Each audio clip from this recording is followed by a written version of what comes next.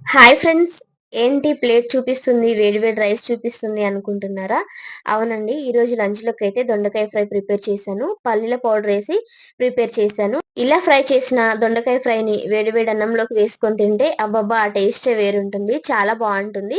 పిల్లలు vegetable curry తిననీకి ఇష్టపడరు. మీరు కనుక ఇలా పల్లీల పొడి వేసి దొండకాయ ఫ్రై ప్రిపేర్ చేశారనుకోండి, పిల్లలు గూడా చాలా ఇష్టంగా తింటారు.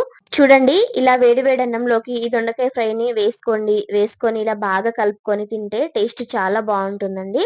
ఇప్పుడు ఒకసారి తిని టేస్ట్ ఎలా ఉందో చెప్తాను.